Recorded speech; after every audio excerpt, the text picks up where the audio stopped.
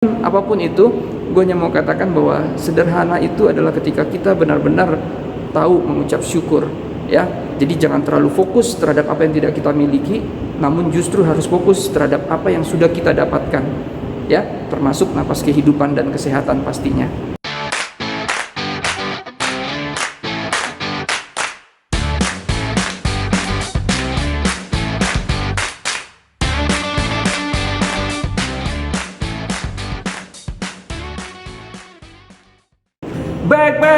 Back again. Hola teman-teman Slim semuanya. Mindset, pola pikir. Teman-teman mahasiswa harus benar-benar memperhatikan pola pikirnya selama di bangku kuliah. Bagaimanapun juga ketika teman-teman kuliah, kemampuan, kualitas berpikir ini menjadi poin pentingnya. Ini membedakan kita dengan teman-teman lulusan yang memang mungkin sampai di tingkat SMA atau SMK, ya. Jadi bagaimanapun juga, ayo perkaya kita punya kemampuan berpikir atau pola pikir ini bisa dari memilih teman sharing, siapa aja teman-teman bicara kita, teman-teman. Yang kedua juga dari buku-buku yang kita baca atau mungkin film yang kita nonton, ya. Jadi ada begitu banyak sebenarnya cara untuk kita bisa, ya, menjaga pola pikir kita supaya terus naik kelas, supaya terus berkualitas. Namun sekali lagi gue mau mengatakan setidaknya ada penekanan-penekanan pola pikir yang sampai sejauh ini gue lihat dari teman-teman mahasiswa itu masih keliru, ya. Mindset yang masih keliru dan masih gue sering lihat di lingkungan kampus. Nah, di video kali ini gue coba tuh untuk sharing. Semoga saja nih pola pikir atau ya pandangan gue terhadap pola pikir ini bisa menjadi bermanfaat buat teman-teman dan teman-teman bisa memperbaikinya. Bagaimanapun juga sekali lagi teman-teman, seperti apa hidup kita ke depan itu ditentukan oleh hari ini. Dan hari ini ditentukan dari bagaimana kita punya pola pikir. Nah, jadi seperti apa pembahasannya, seperti apa detail pola pikir yang menurut pendapat gue perlu diperbaiki dari pola pikir yang ada di lingkungan kampus saat ini. Namun teman-teman, terlebih dahulu sebelumnya berbagilah untuk tetap menekan tombol subscribe, share, like, dan komennya. Seperti apa pembahasannya? Check it out!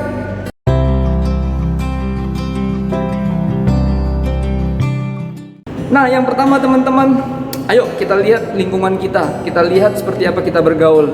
Ada begitu banyak mahasiswa yang merasa bahwa iya berteman yang baik adalah ketika kita punya banyak teman tuh, ya. Jadi menurut pendapat gue ini mindset yang sebenarnya kurang tepat. Ya, bisa dikatakan keliru juga. Kenapa dikatakan kurang tepat? Karena sekali lagi yang namanya kualitas berteman kita tidak ditentukan oleh yang namanya jumlah atau kuantitas dari teman kita itu, ya. Nah, teman-teman yang berkualitas ini pastinya teman-teman itu harus melihat satu, ya, kita punya cita-cita apa, kita punya mimpi apa. Nah, selama kita di bangku kuliah, kita lebih banyak berdiskusi, mendekatkan diri atau menghabiskan waktu kongko dengan orang-orang yang lebih mendekatkan kita nggak kepada cita-cita kita, ya. Jadi jangan hanya sekedar mengikuti tren, ya. Ini seringkali gue temukan ada begitu banyak teman-teman, ini lagi hits, masuk ke sana, ini lagi hits, masuk ke sana, ini masuk hits ke sana, oke? Jadi pada akhirnya kamu akan kecapean sendiri karena kamu hanya berjalan mengikuti mimpi orang lain, ya, bukan mimpi kamu. Tapi kan ada manfaatnya, Pak. Iya, ada manfaatnya. Jadi yang paling bagus adalah ketika kamu punya arah, ya, masuk ke bangku kuliah punya arah, ya, mimpi kamu kemana, sehingga tugas kamu pada saat di bangku kuliah harus mengikuti arah tersebut, sehingga kamu mengerti siapa orang-orang yang bisa membantu kamu untuk lebih dekatkan kamu kepada mimpi atau cita-cita kamu tadi. Sehingga carilah teman-teman yang memang berkualitas, ya.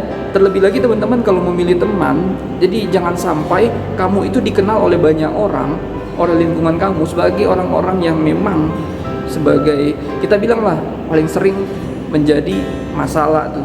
Jadi artinya seperti ini, kamu kenalan ke banyak orang, kamu dikenal tuh, kamu kenal ini nggak, si A nggak? Oh, kenal yang tinggalnya di sini gini. Ya, tapi mereka kenal itu karena memang keburukan kamu tuh.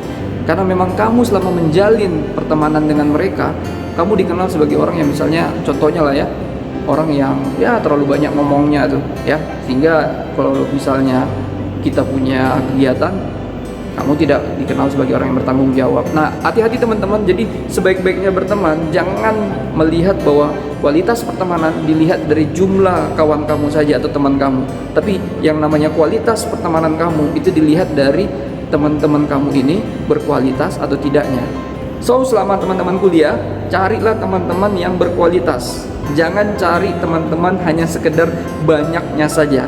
Syukur-syukur kalau misalnya banyak berkualitas, itu akan jauh lebih baik pastinya.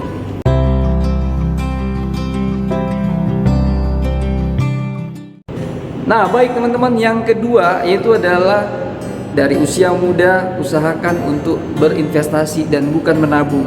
Jadi pada waktu kita masih kecil dan SD sering sekali kita dikatakan ayo menabung, menabung, menabung. Menurut pendapat gue ini kurang tepat saja. Bagaimanapun juga ketika kita menabung ada inflasi di dalamnya. Artinya 10 juta duit kita untuk 5 tahun ke depan itu kalau kita tabung akan punya penurunan. Artinya tidak, nilainya mungkin sudah berubah. Tapi kalau kita berinvestasi, berubahnya pun ini ke arah yang lebih positif. Contohnya, menurut pendapat gua, investasi yang bisa dijalankan mahasiswa adalah logam mulia atau LM, ya, menabung emas istilahnya. Nah, teman-teman silakan aja kalau punya duit lebih, ya udah alokasikan duitnya untuk investasi. Syukur-syukur bisa ke yang namanya beli rumah.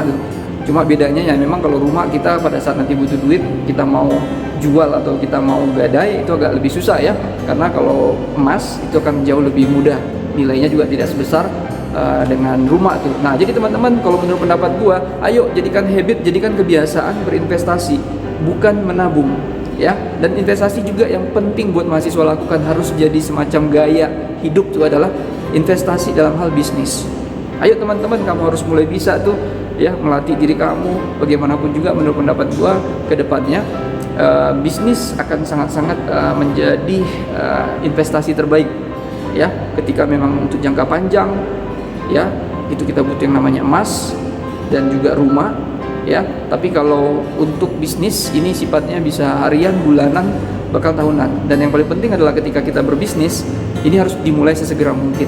Kita nggak bisa tuh yang namanya berharap mulai merintis bisnis hari ini, sebulan, 2 bulan ke depan atau setahun bakal langsung sukses. Syukur-syukur bisa sukses, tapi bagaimanapun juga bisnis tuh butuh yang sifatnya kita yang namanya merintis. Sehingga dalam merintis itu ada jatuh bangunnya. Sehingga penting buat kita untuk lebih dini, lebih secepat mungkin untuk memulai bisnis kita.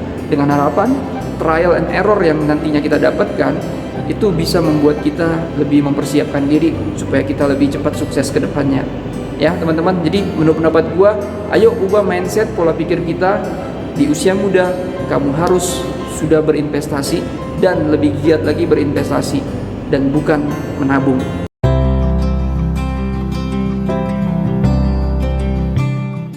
Berikutnya teman-teman, yang ketiga, ayo kita harus berlomba untuk menjadi orang yang bermanfaat atau bernilai, bukan orang-orang yang sekedar sukses saja ya. Gua nggak tahu teman-teman apa definisi sukses yang sebenarnya ya bisa kita sepakati sama-sama, tapi kebanyakan dari orang itu menganggap bahwa sukses ketika dia yang pastinya punya aset yang meningkat dari tahun-tahun sebelumnya ya. Artinya itu bisa diikutin dengan dia punya entah itu promosi jabatan, entah itu dia punya mobil, dia punya rumah atau apapun ya.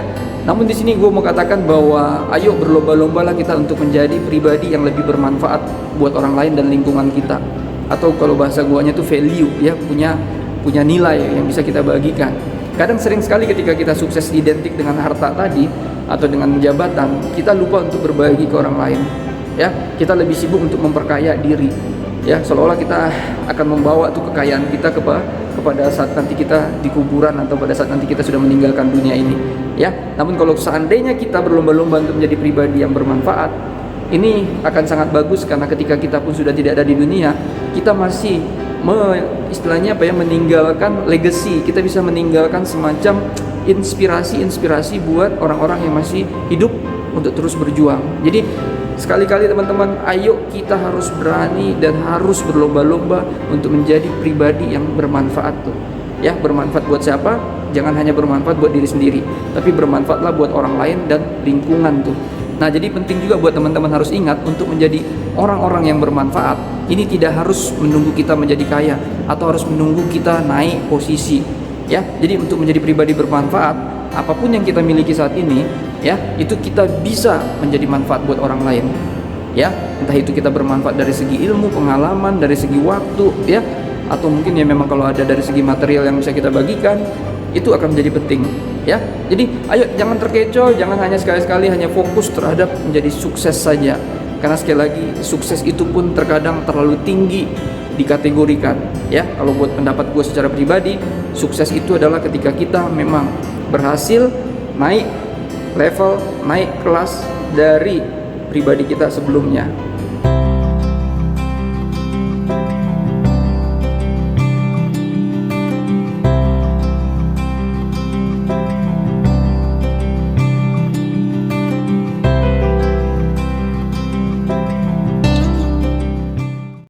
Nah, yang terakhir teman-teman, ayo kita bisa meraih yang namanya kebahagiaan hidup kita itu dari hal-hal yang bukan mewah tapi sederhana, ya.